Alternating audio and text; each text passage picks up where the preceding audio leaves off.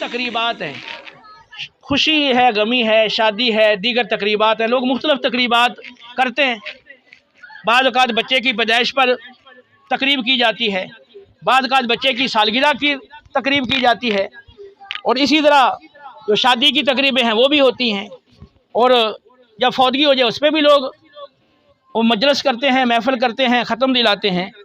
اب یہ جو مختلف مواقع ہیں، ان میں جو آپ عمل کرتے ہو کیا نبی کے طریقے کے مطابق کرتے ہو؟ آپ جو شادی بیاہ میں جو بھی رسمیں کرتے ہو یا شریعت کا لحاظ کرتے ہو اس میں؟ نبی کریم صلی اللہ تعالی علیہ وسلم جن بری رسموں کو اور جن بری چیزوں کو مٹانے کے لیے تشریف لائے، خاص طور پہ یہ گانے باجے، تو آپ صلی اللہ علیہ وسلم ان کو مٹانے کے لیے آئے۔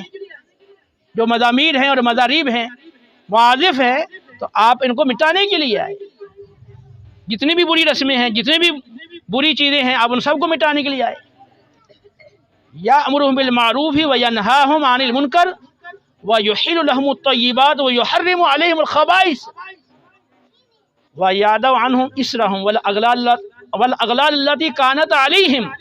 تو رسول اللہ صلی اللہ علیہ وسلم آپ نیکی کا حکم دیتے ہیں اور برائی سے روکتے ہیں، پاکیزہ اور ستھری چیزیں اپنی امت کے لیے حلال فرماتے ہیں، گندی اور خبیث بری چیزیں اپنے امتیوں کے لیے حرام کرتے ہیں، اور جو سخت احکام کا ان کے اوپر بوجھ اور جو غلط اور ناجائز اور بری رسموں کے زنجیروں میں جکڑے ہوئے اور جو توق انہوں نے اپنے ڈال رکھے ہیں، آپ ان کو دور کرتے ہیں۔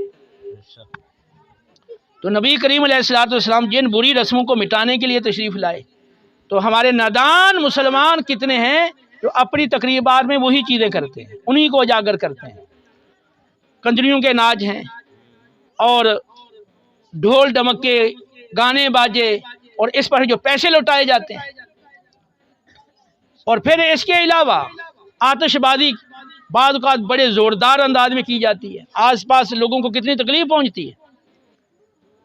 پھر پوری رات جناب وہ چل رہا ہے، ڈیک چل رہے ہیں، اسپیکر چل رہے ہیں، آس پاس لوگوں کو تکلیف ہو رہی ہے، اس کی کوئی پرواہ نہیں۔ جب تک آپ کثیر مسلمانوں کو تکلیف نہ دو، اذیت نہ پہنچاؤ، ان کی حق تلفی نہ کرو، گناہ کے مرتکب نہ بنو، تو تمہاری وہ خوشی، وہ تمہاری تقریب وہ پوری نہیں ہوتی۔ جب آخرت میں اللہ کی بارگاہ میں آپ حاضری دو گے نا، جب جواب دہ ہونا پڑے گا، حساب دینا پڑے گا، اس وقت پھر آنکھیں کھلیں گی۔ تو آج سے یہ بھی تہیہ کریں کہ یہ شادی بیاہ میں جو آپ فضول رسمیں کرتے ہو ان کو بھی چھوڑو، اور جو فضول خرچیاں کرتے ہو ان کو بھی چھوڑو۔ یہ جو مدارس ہیں اور یہ مساجد ہیں اور یہ دین کے جو تبلیغ کا راستہ ہے، یہاں آپ کے پاس لگانے کے لیے کوئی پیسہ نہیں ہے، سارے پیسے ان بری رسموں کے لیے ہیں۔ آپ نے تو رب سے وعدہ کیا تھا نا کہ ہماری جان، ہمارا مال اے اللہ تیرے دین کے لیے صرف ہوگا، لیکن آپ صرف کر رہے ہیں۔ نبی جن باتوں کو مٹانے کے لیے آئے، ان باتوں میں آپ اپنا پیسہ لگا رہے ہیں۔ تو آئندہ سے اس حوالے سے بھی آپ توبہ تائب ہوں، اور آئندہ اپنی ساری تقریبات کو بالکل سادگی کے ساتھ کرو، فضول خرچیاں بھی چھوڑو۔ ان المبذرین کانوا اخوان الشیاطین وکان الشیطان ربہ کفورا۔ بے شک فضول خرچیاں کرنے والے تو شیطانوں کے بھائی ہیں، اور شیطان اپنے رب کا بڑا ناشکرا ہے۔ تو اس حوالے سے کتنا، اب دیکھیں شادی بیاہوں میں کتنا کھانا ہے وہ ضائع ہوتا ہے۔ مسلم کی حدیث ہے، نبی کریم علیہ السلام نے فرمایا کہ ایک کا کھانا 2 کے لیے، اور 2 کا 4 کے لیے، اور 4 کا 8 کے لیے کافی ہے، لیکن ہمیں تو کافی نہیں ہوتا۔ ایک بندہ جو ہے وہ 2 بندوں کا کھانا کھاتا ہے، کچھ ضائع کرے گا، کچھ کھائے گا۔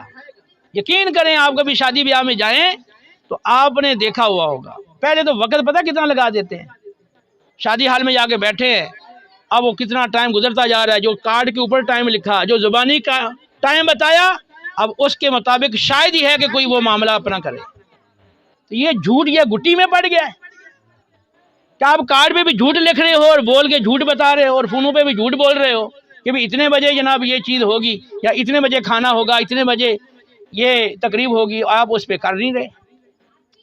وہ تقریب تو آپ پہ لازم نہیں تھی، وہ آپ نہ کریں کوئی گناہ نہیں، لیکن جو کر رہے ہو تو آپ گناہوں کا ارتکاب کر رہے ہو جھوٹ بول کے. مسجد میں بیٹھنا پڑ جائے دین سیکھنے کے لیے، جیسے اب بیٹھے ہو، یہاں تھوڑا زیادہ ٹائم لگ جائے تو پھر تو بڑی تنگی ہوتی ہے، لیکن وہاں پر گھنٹے بھی اگر لگ جائیں شادی حال میں بیٹھے کھانے کے انتظار میں، پھر تو کوئی بات نہیں، پھر تو بخوشی بیٹھے رہتے ہیں. نماز کی اتنی فکر نہیں ہوتی، جماعت کہیں نکل نہ جائے اس کی فکر ہوتی ہے کہ کھانا نہ نکل جائے، وہاں پہلے جا کے بیٹھ جاتے ہیں. کبھی جماعت سے بھی پہلے آ کے بیٹھے. تو پھر مزید آپ دیکھیں کہ وہاں کھانے کے جو ہمارے انداز ہیں وہ کیسے ہیں.